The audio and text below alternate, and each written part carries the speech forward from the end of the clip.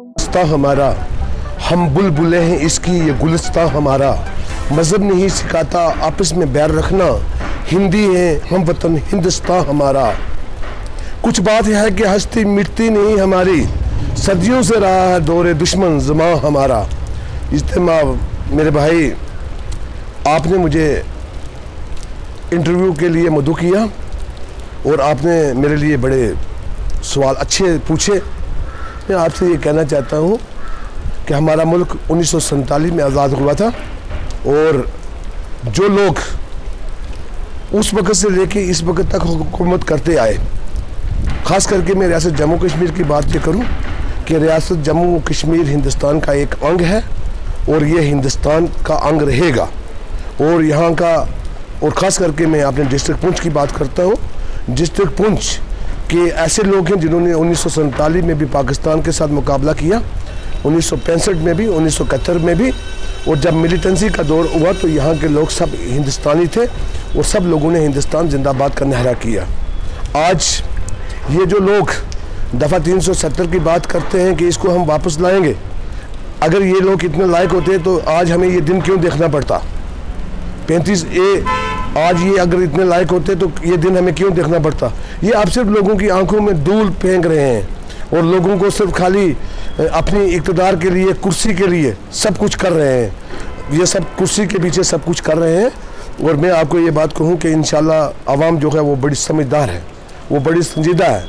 मेरा जहाँ तक तल्लक है कि मैं DDC का इलेक्शन ब्लॉक लॉरेंस से इसलिए लड़ रहा हूँ कि ब्लॉक लॉरेंस से चौधरी बशीर अहमद नाज साहब, जो कि एक बार MLA, एक बार MLC, एक बार चेयरमैन, और उसके बाद मोहतरम जनाब शहनाज गनई साहब यहाँ पे MLC रहे, आज़ाद जान साहब 2 बार इस इलाका से MLA रहे, और उसके बाद शाह मोहम्मद तंत्रे साहब यहाँ से MLA रहे। बात ये नहीं है कि लॉरेंस के अंदर मेरे ख़ानदान की 4000 कनाल ज़मीन है, जिस पे ईदगाह भी, अगर आपको शक है तो आप रिकॉर्ड से देख सकते हैं। लोग तरह तरह की बातें करते हैं कि खान साहब पुंछ से आप आए हैं। मेरा मालकियत जो है वो लॉरेंस में है, 4000 कनाल है जो लोगों के पास है, और ईदगाह उसमें है, मस्जिद उसमें है, जामा मस्जिद उसमें है, डाक बंगला उसमें है, और लोगों के पास अलाटमेंट है। मैं ये कहता हूँ कि अगर इन लीडरों में से किसी की होती, आज दिन तक वो लोगों को चैन और आराम से उनको राहत नहीं देते।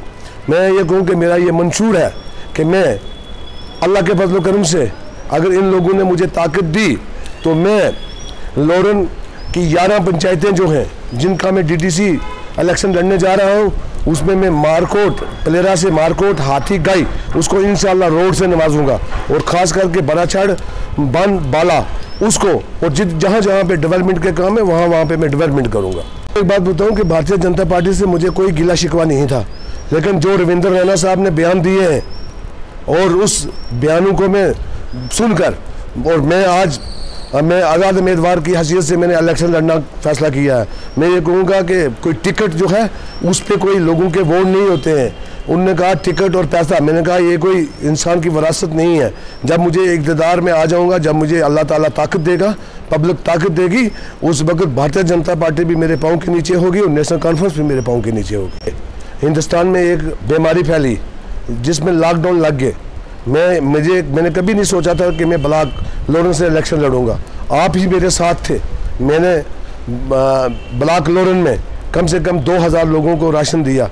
क्या मैंने इसलिए नहीं दिया था, मेरी ये नीयत नहीं थी कि मैं वहाँ उन लोगों से वोट मांगता हूँ, और ना ही मैं उनको ये कहता हूँ कि मैंने आपको राशन दिया, आप मुझे वोट दो। मैं सिर्फ खाली अल्लाह और अल्लाह के रसूल को हाज़िर नाज़िर रख के मैं खिदमत खल्क़ करने का मुझे एक शौक़ है।